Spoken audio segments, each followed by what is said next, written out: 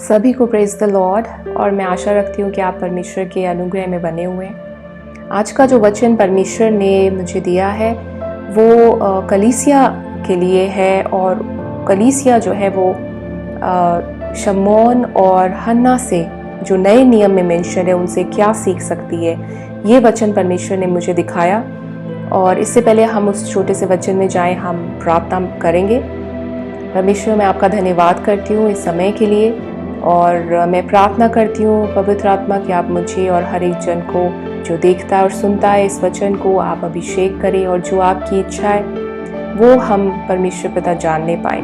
और प्रभु, आप मुझे अनुग्रह दें कि मैं इस वचन को आपकी इच्छा के अनुसार डिलीवर करने पाऊँ। सारा आदर और महिमा हम आपको देते हैं पिता प्रभु यीशु के नाम में, आमीन।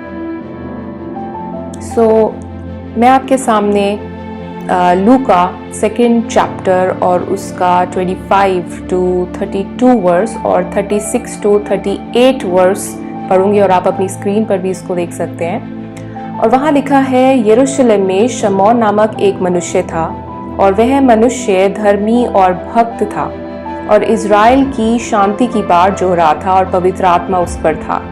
और पवित्र आत्मा द्वारा उस पर प्रकट हुआ कि जब तक वह प्रभु के मसीह को देख न लेगा तब तक मृत्यु को न देखेगा।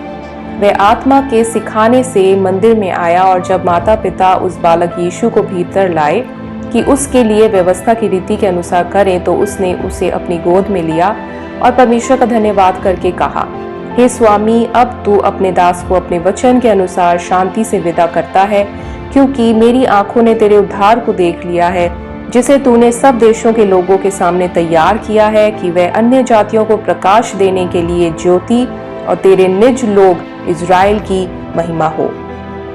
और फिर मैं 36 to 38 पढ़ूंगी। अशेर के गोत्र में से हन्ना नामक फनूएल की बेटी एक भविष्य व्यक्तिनी थी। वह बहुत बूढ़ी थी और विवाह होने के बाद 7 वर्ष अपने पति के साथ रह पाई थी। वह 84 वर्ष से विधवा थी और मंदिर को नहीं छोड़ती थी, पर उपवास और प्रार्थना कर कर के रात दिन उपासना किया करती थी। और वह उस घड़ी वहां आकर प्रभु का धन्यवाद करने लगी, और उन सबों में जो यरूशलेम के छुटकारे की बाट जोहते थे उस बालक के विषय में बातें करने लगी। ये परमेश्वर का वचन है जो परमेश्वर ने मुझे दिया। और हम यहाँ पर अगर बैकग्राउंड देखें तो हम देखते हैं कि मरियम और यूसुफ जो थे वो यीशु मसीह को मंदिर में लेकर आते हैं, क्योंकि वो यहूदी थे, और जो पहलौठा था उसे मंदिर में उसे मंदिर में जो है एक धन्यवाद ऑफरिंग जो थी वो चढ़ानी होती थी, तो इसलिए वो मंदिर में आए थे। और वहाँ पर उन्हें शमौन और एना, इंग्लिश में एना और सिमियन नाम से है हन्ना प्रेजेंट थे, और ये दोनों ही बहुत फेथफुल ज्यूज थे, और इनका जो जीवन था वो अपने उद्धारकर्ता जो परमेश्वर के वचन से उन्होंने जाना था उसके लिए वेटिंग में निकल रहा था। और जब यीशु मसीह को मरियम और यूसुफ जो है मंदिर में लेकर आए, तो उन्होंने अपने मसाया को जो है पहचाना। और हम यहाँ पे वचन में जब जो ये शमौन है, जो सिमियन है, उसके जीवन को देखते हैं तो परमेश्वर का वचन बताता है कि वो एक धर्मी मनुष्य और भक्त था, और वो जो है अपने उद्धारकर्ता की आस में था, वेट कर रहा था, और उस पर पवित्र आत्मा था। The Holy Spirit was upon him, और वो होली स्पिरिट के द्वारा उसको जो रेवलेशन दिया गया और जो उसकी लीडिंग में वो चला, वो उससे प्रभु यीशु मसीह को एज अ मसाया जो उसने वचन में पढ़ा था उसे वो जान पाया, पहचान पाया। और हम ये भी पढ़ते हैं कि पवित्र आत्मा ही के द्वारा वो जो है मंदिर में लाया भी गया, पवित्र आत्मा की लीडिंग से, कि जब यीशु मसीह का आना हुआ मंदिर में, उस समय वो अपने आप से नहीं जानता था, लेकिन पवित्र आत्मा के सिखाने से मंदिर में आया। डेफिनेटली हम यहाँ पे परमेश्वर के वचन से ये समझ सकते हैं कि पवित्र आत्मा जो उस पर था, उसकी लीडिंग में वो चलता था, वो भक्त था, वो धर्मी था, और वो परमेश्वर के वचन को भी जानता था, इसीलिए वो उस प्रॉमिस को देख पाया प्रभु यीशु मसीह के फर्स्ट कमिंग पर। और दूसरे जगह हम जब देखते हैं वहां पे एक वुमन है, एक ओल्ड वुमन है जिसका नाम एना है और वचन बताता है कि वो प्रोफेटेस है और वो भी परमेश्वर के भवन में सर्व करती थी, उपवास के साथ और प्रार्थना के साथ रात दिन वो परमेश्वर की सेवा करती थी। और जब उसने प्रभु यीशु मसीह को एज अ चाइल्ड जब उसने देखा तो वो भी पवित्र आत्मा की अगुवाई से चलने वाली वो जो थी, वो परमेश्वर के वचन को, परमेश्वर के इस वचन के पूरे होने को प्रोक्लेम करने लगी। और जो भी बाढ़ जो हो रहे थे अपने उद्धारकर्ता की, जो भी बाढ़ जो हो रहे थे, उसने इस बालक के विषय में उनको बताया। सो परमेश्वर ने जब मुझे, पवित्र आत्मा ने जब मुझे सिमियन और एना का नाम दिया, तो वहां पे परमेश्वर ने जब कलीसिया को जो है उनके साथ रिलेट करने के लिए परमेश्वर ने मुझे कहा। और जब परमेश्वर ने फर्स्ट मुझे ये दिया, तब मैं इस बात को क्लियरली मैं नहीं समझ पाई कि परमेश्वर जो है इससे क्या कह रहे। और परमेश्वर ने अपने वचन से जो है मेरे सामने कई चीजों को रखा जो हमने अभी कुछ वर्सेस पढ़ी हैं, और उससे हम कलीसिया को किस तरीके से तैयार रहना है। जैसे शमौन और हन्ना थे, जब यीशु मसीह का फर्स्ट कमिंग हुआ तो वो तैयार थे, वो वेट कर रहे थे, वो प्रिपेयर्ड थे, वो वहां पे उपस्थित थे, उपवास प्रार्थना के साथ उनका जीवन धर्मी था, भक्ति में वो अपना जीवन बिता रहे थे। और उन्होंने उस प्रॉमिस को रिसीव किया जो यीशु मसीह उस मंदिर में आया, तो पवित्र आत्मा जो कि फेथफुल है, अब उन्होंने उस प्रॉमिस को उन पे रिफ्लेक्ट किया, रिवील किया, प्रकट किया। और आज कलीसिया भी उसी तरीके से प्रिपेयर्ड होने के लिए बुलाई गई है। प्रभु यीशु मसीह के द्वारा जो कलीसिया है वो जस्ट, वो धर्मी ठहराई गई है पिता के सामने, और पवित्र आत्मा कलीसिया को दिया गया है। लेकिन हमें अपने आप को, आज कलीसिया को अपने आप को हमें देखना है कि हम क्या सचमुच डिवोटेड हैं, क्या हम डेडिकेटेड हैं, क्या हम परमेश्वर की सेवा कर रहे हैं, क्या हम उपवास और प्रार्थना के साथ अपना जीवन बिता रहे हैं, क्या हम पवित्र आत्मा की लीडिंग में चल रहे हैं। क्योंकि इसी से कलीसिया तैयार होती है विटनेस करने के लिए। जब प्रभु यीशु मसीह फिर से आएगा, उसे वो विटनेस जब करेंगे, और जो यीशु मसीह का जो प्रेजेंस जब प्रकट होगा, उसे जब वो फेस करेंगे, उसके लिए जो प्रिपरेशन हो रही है और होनी है, उसके बारे में कलीसिया को जानना बहुत जरूरी है। हम देखते हैं कि यहां पर परमेश्वर का वचन हमें बताता है कि यीशु मसीह का सेकंड कमिंग, फिर से जो उसका आना है वो तय है। He is coming again. वो हमें लेने आ रहा है सबसे पहले, अपनी कलीसिया को सबसे पहले वो लेने आएगा बादलों पर। लेकिन क्यों इतनी देरी हो रही है? परमेश्वर का वचन 2 पीटर 3rd चैप्टर और 9th वर्स में हमें बताता है, क्योंकि परमेश्वर प्रेमी, दया करने वाला और धीरज धरने वाला परमेश्वर है, और वो किसी को भी नाश नहीं होने देना चाहता। वो चाहता है कि हम पश्चाताप करें अपनी उन सारी बातों से जो हमारे पुराने जीवन की थी, हम उससे दूर हो जाएं जो परमेश्वर की बातें नहीं थी, और हम परमेश्वर में पूरी तरीके से आ जाएं, परमेश्वर की इच्छा को, उसके पर्पसेस को पूरा करने के लिए। सो परमेश्वर का वचन हमें क्लियरली बताता है कि परमेश्वर की इच्छा और परमेश्वर के पर्पसेस क्या है अपने लोगों से। सबसे पहली बात जो परमेश्वर का वचन हमें बताता है, all over the Bible, old testament और न्यू टेस्टामेंट, परमेश्वर की इच्छा यह है कि परमेश्वर के जन पवित्र और शुद्ध बने परमेश्वर के लिए। और दूसरी चीज जो हम नए नियम में देखते हैं, वहां पर परमेश्वर का वचन हमें कमांड करता है कि हमें परमेश्वर का जो वचन है उसे प्रोक्लेम करना है। हम पढ़ेंगे एक्लेसियास्टिस 9th चैप्टर और 8th वर्स, और वहां पे लिखा है, let your clothes be white all the time and let not oil be lacking on your head. This is the first will of God, कि परमेश्वर हमारे वस्त्रों को पवित्र चाहता है, उजले चाहता है, कि हम पवित्र बने, हम परफेक्ट बने, कि हमारे सर पर का जो तेल जो पवित्र आत्मा को रिप्रेजेंट करता है उसमें कोई भी कमी ना हो।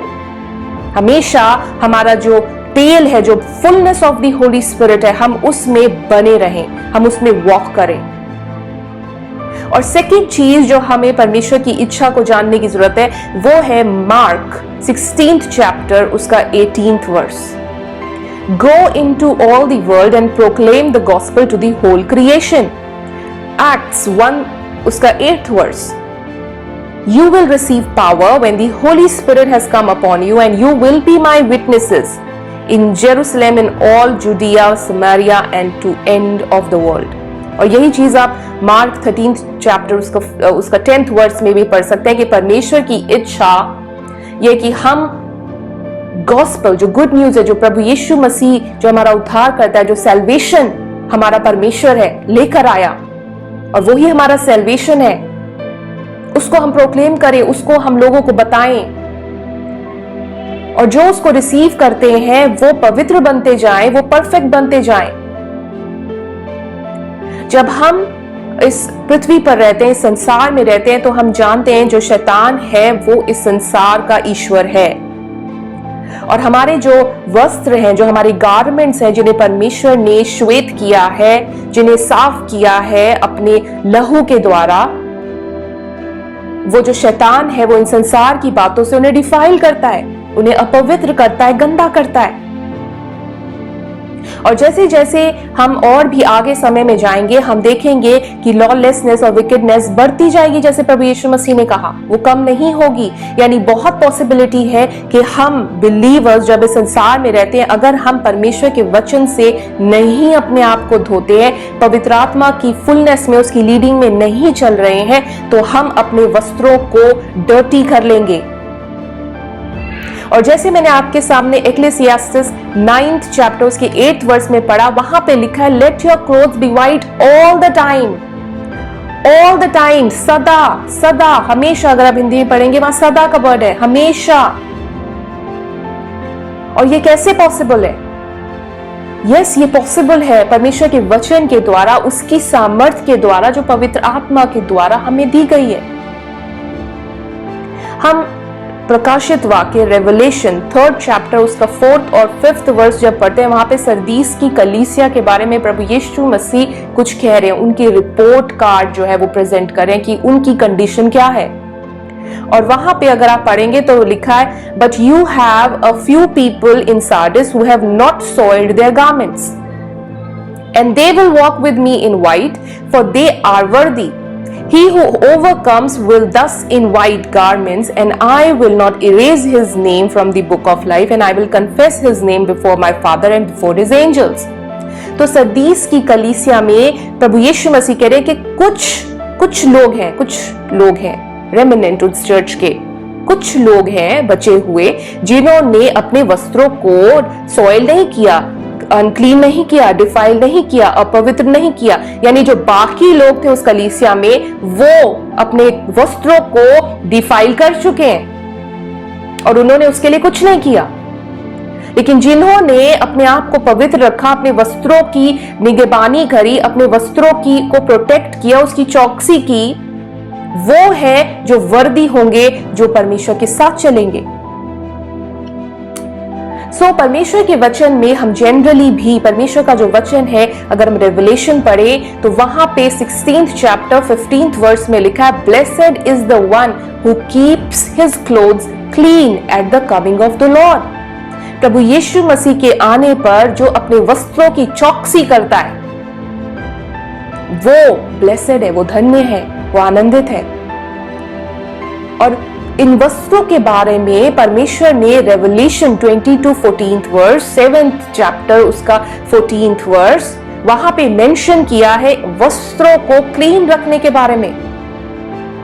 अगर हम अपनी बाइबल में इफिशियंस उसका 5th चैप्टर उसकी 15th वर्स को देखेंगे तो वहां पे लिखा है कि हमें बहुत केयरफुली चलना है। We should be careful in the way we walk. क्यों? क्योंकि हम ज्योति की संतान है, हमें ज्योति की संतान की मानन चलना है। परमेश्वर ज्योति है और हम उसकी संतान है, इसलिए हमें उसी तरीके से चलना है जैसे परमेश्वर चलता है। और जब हम इस संसार में रहते हैं तो बहुत जरूरी है कि हम अपने आप को रोज एग्जामिन करें, जांचें परमेश्वर के वचन के द्वारा कि क्या मेरे वस्त्रों में मैंने सॉइल तो नहीं लगा ली, मैंने गंदा तो नहीं कर लिया। हम जब कोई नया कपड़ा पहनते हैं, हम बहुत साफ कपड़ा पहनते हैं, और स्पेशली हम जब सफेद कपड़ा पहनते हैं और हमें उसे साफ रखना है तो हम बहुत ध्यान से चलते हैं। हम किसी कॉर्नर में नहीं लगना चाहते, हम नहीं चाहते कोई हमें छुए, क्योंकि वो हमें गंदा, हमारे कपड़ों को गंदा कर सकता है। लेकिन वो सांसारिक वस्त्र हैं जिन्हें हम देख सकते हैं, लेकिन जो आत्मिक वस्त्र हैं वो सिर्फ पवित्र आत्मा देख सकता है, और वो ही हमें बता सकता है कि हमारे जो आत्मिक वस्त्र है उनकी क्या कंडीशन है। जब हम परमेश्वर का वचन पढ़ते हैं, लेकिन अगर हम उसे पवित्र आत्मा की फुलनेस और अगुवाई से नहीं पढ़ रहे हैं, नहीं समझ रहे हैं, तो हम उन आत्मिक वस्त्रों को नहीं जान पाएंगे कि हमारी उनकी कंडीशन क्या है। वो फटे पुराने कपड़े हम पहने हुए, फिल्थी गंदे हो रहे हैं कपड़े, लेकिन अगर हम पवित्र आत्मा की फुलनेस में नहीं चल रहे हैं, तो वचन को उसकी फुलनेस में नहीं रीड कर रहे हैं, तो हम उनकी हालत को कभी नहीं समझ सकते। 2 Corinthians 7th chapter उसका 1st verse कहता है, we should cleanse ourselves from all defilement of flesh and spirit, शरीर और आत्मा, perfecting holiness in the fear of the Lord। हम अभी सिद्ध नहीं हुए हैं, लेकिन आज्ञाकारिता के द्वारा, परमेश्वर के वचन के प्रति ओबीडियंट होने के द्वारा हमें सिद्धता की ओर बढ़ना है। Ephesians 5th chapter 26th और 27th verse में इसका मेंशन है, so that he might sanctify her, having cleansed her by the washing of water with the word, that he might present to himself the church in all her glory, having no spot or wrinkle or any such thing, but that she would be holy and blameless। जो हमारा वस्त्र है, जो हमारा garment है, उस पे कोई स्पॉट नहीं होना चाहिए, कोई दाग, कोई रिंकल नहीं होना चाहिए। ऐसा परमेश्वर चाहता है। और वो जो दाग और जो रिंकल है वो पाप है, वो डिफाइलमेंट है जो हम संसार से या अपने शरीर में हम करते हैं, उससे हमारे वस्त्र जो है वो गंदे होते हैं, और कोई भी गंदे वस्त्रों को नहीं पसंद करता है। और दाऊद भी यही प्रार्थना करता है। दाऊद अपने भजन में इस बात को रिफ्लेक्ट करता है, वो पवित्र आत्मा से, वो परमेश्वर से कहता है कि परमेश्वर मुझे सर्च करो, मुझे एग्जामिन करो, मेरे थॉट्स को सर्च करो, मुझे एग्जामिन करो कि मैं कहां स्टैंड करता हूं। अगर हम आमोस की पुस्तक और ज़करिया की पुस्तक हम पढ़ते हैं तो वहां पर एक प्लम्ब लाइन का मेंशन है, साहुल का मेंशन, जो हम कंस्ट्रक्शन में इस्तेमाल करते हैं, और बहुत इंपॉर्टेंट है, क्योंकि प्लम्ब लाइन जो है, जो साहुल है, वो इंस्पेक्ट करता है कि बिल्डिंग कैसी तैयार हो रही है। हम परमेश्वर की बिल्डिंग है, हम उसके मंदिर हैं, हम उसकी टेंपल है, और वो जब आएगा वो हमें देखेगा उसी प्लम्ब लाइन से, उस साहुल से, कि हम कहां स्टैंड कर रहे हैं, हमारे वस्त्र कैसे हैं, ब्लेमलेस हैं, स्पॉटलेस हैं या नहीं है। हम आमोस 7th chapter उसका 7th और 8th वर्स पढ़ लेते हैं, और वहां पे लिखा है, the Lord thus he showed me, and behold, the Lord was standing by a vertical wall with a plumb line in his hand. The Lord said to me, what do you see, Amos? And I said, a plumb line. Then the Lord said, behold, I am about to put a plumb line in the midst of my people Israel. I will spare them no longer. So परमेश्वर ने Israel को, यहाँ Israel की बात हो रही है, परमेश्वर ने इजराइल को बहुत से चांसेस दिए। हम आमोस चैप्टर 4 में पढ़ सकते हैं उसके वेरियस वर्सेस में कि परमेश्वर ने उनके ऊपर कई विपत्तियों को डाला कि वो समझे, लेकिन परमेश्वर का वचन क्लियरली परमेश्वर कहते हैं, लेकिन उन्होंने मेरी ओर वापस नहीं आए वो लोग, they did not come back to me. और फाइनली जब हम वर्स 12 पढ़ते हैं तो वहां पे परमेश्वर कहते हैं, prepare to meet your God Israel. और इजराइल को परमेश्वर कहते हैं, अब तुम मुझसे मिलने के लिए तैयार हो जाओ। और यही चीज रिफ्लेक्ट होती है कलीसिया के लिए। अगर हम, परमेश्वर जब हमें सिखाता है, और डिसिप्लिन करता है अपने वचन के द्वारा, अपने लोगों के द्वारा, पवित्र आत्मा के द्वारा, जब परमेश्वर हमें डिसिप्लिन करता है, लेकिन हम जब उसको नहीं मानते हैं, हम उन चांसेस को खो देते हैं, उनको नजरअंदाज कर देते हैं, तो परमेश्वर कहता है, then prepare to meet your God, because Yeshu Masih आने वाला है और वो हर एक जन को उनके कामों समेत जज करेगा। और तब वो देखेगा कि हमारे रोग, आज हम अपने आत्मिक वस्त्रों को नहीं देख पा रहे हैं, और अगर हम नहीं देखना चाहते हैं तो हम उस दिन बहुत क्लियरली देखेंगे, और तब हमें मलाल होगा। जैसे परमेश्वर का वचन कहता है, there will be weeping and gnashing of teeth, वहां रोना होगा, क्योंकि तब सब लोगों को रियलाइज होगा कि हमें जो समय दिया गया था, जब परमेश्वर हमसे बार बार बात कर रहा था, चेतावनी दे रहा था, तब हमने उस पर ध्यान नहीं दिया और हमने अपनी मन की कल्पनाओं पर ही ध्यान दिया। हम अपने उन ट्रेडिशंस को ही फॉलो करते रहे जो हमारे परिवारों से आ रही थी। परमेश्वर हमें जज करेगा, हर एक जन को जज करेगा, इंस्पेक्ट करेगा। और आज परमेश्वर, जब हमें ये समय दिया गया है, तो आज परमेश्वर हमें पूरा समय, इस अनुग्रह का समय देता है कि हम परमेश्वर पिता से, प्रभु यीशु मसीह से, पवित्र आत्मा से उसके वचन को पढ़कर हम इंस्पेक्ट करने पाए, जांचने पाए कि हम कहाँ खड़े हैं, हमारे जीवन में क्या क्या चीजें हैं जो परमेश्वर के अनुसार नहीं है, ताकि हम उस दिन की विपत्ति से बच जाएं जब यीशु मसीह आएगा। और Zakaria 4th chapter 6th verse में ये साफ तरीके से जो है परमेश्वर कहता है कि ये तुमसे मुमकिन नहीं है, तुम्हें मुझ पर डिपेंड होना पड़ेगा। वहां पे लिखा है, not by might nor by power but by my spirit says the Lord. ये जो हमारा मंदिर है, इसकी तैयारी, इसका तैयार होना जैसे परमेश्वर की इच्छा है, होली और ब्लेमलेस, ये हमारे से मुमकिन नहीं है, ये सिर्फ पवित्र आत्मा से मुमकिन है। हमें अपने आप को पवित्र आत्मा की फुलनेस में लाना होगा, मांगना होगा, अपने हृदय को सेट करना होगा उसकी बातों पर, तब ही हम उसकी आवाज को समझ सकते हैं, जान सकते हैं। जैसे सिमियन और एना पर पवित्र आत्मा ने रिफ्लेक्ट किया, रिवील किया, उन्होंने उस उद्धारकर्ता को देखा जो फर्स्ट कमिंग थी परमेश्वर की। और जब यीशु मसीह का दूसरा आगमन होगा तो पवित्र आत्मा ही है जो हम पर रिवील करता है हर एक बात को, कि क्या हम तैयार हैं या हमें और तैयारी की जरूरत है। हम किस बात में अभी भी परफेक्शन की ओर नहीं पहुंचे हैं, हमने स्टार्ट भी नहीं किया है, और हमें स्टार्ट करने की जरूरत है। पवित्र आत्मा पे डिपेंडेंस कलीसिया का होना, वचन पे डिपेंडेंस कलीसिया का होना, और उसके प्रति ओबीडिएंट होना बहुत इंपॉर्टेंट है। और परमेश्वर अगर विलंब कर रहा है वो इसीलिए क्योंकि वर्ल्ड वाइड और इवन हमारी कलीसियाओं में, हमारे जीवन में कमी और घटी है, और परमेश्वर जो भला पिता है वो हमें उन सब बातों से निकालना चाहता है और परफेक्ट करना चाहता है। वो धीरज धरता है हम पर, लेकिन जब हम डिसोबीडियंस में बने रहेंगे जैसे इजराइली बने रहे, तो हमें परमेश्वर का जजमेंट फेस करना पड़ेगा।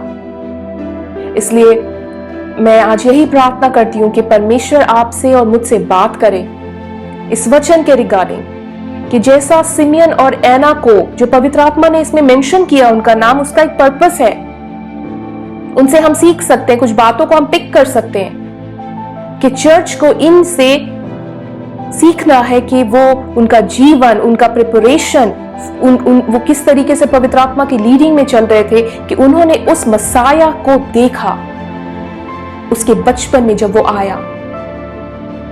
सो हम परमेश्वर का धन्यवाद करें उसके सुंदर वचन के लिए और पवित्र आत्मा के लिए जो उसने हमें दिया है। सो परमेश्वर पिता, मैं धन्यवाद करती हूँ इस वचन के लिए, और मैं विश्वास करती हूँ परमेश्वर पिता कि आप हमसे अपने वचन के द्वारा बात करते हैं। मैं विश्वास करती हूँ परमेश्वर पिता कि आपने इस वचन से कई लोगों से बात की है जिन्होंने इस वचन को सुना।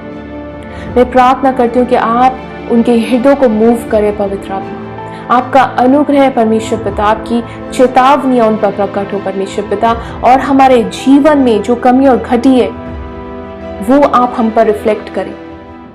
हम अपने हृदय को आपके लिए खोलते हैं कि हमारे हृदय में परमेश्वर पिता आपका वचन कार्य करे, और हम परमेश्वर पिता उन सब बातों से रिपेंट करें, उनको त्याग दें जो आपके वचन के अनुसार नहीं है, ताकि सारा आदर और महिमा आपको मिले।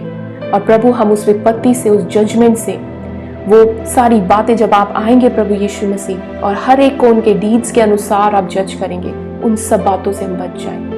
पिता, हम धन्यवाद करते हैं सब बातों के लिए, आपकी फेथफुलनेस के लिए, आपके प्रेम के लिए परमेश्वर पिता। Thank you father, in Jesus name we pray, amen. So परमेश्वर आप सभी को आप पर अपना अनुग्रह बनाए रखे और आप सभी को बहुत आशीष दे।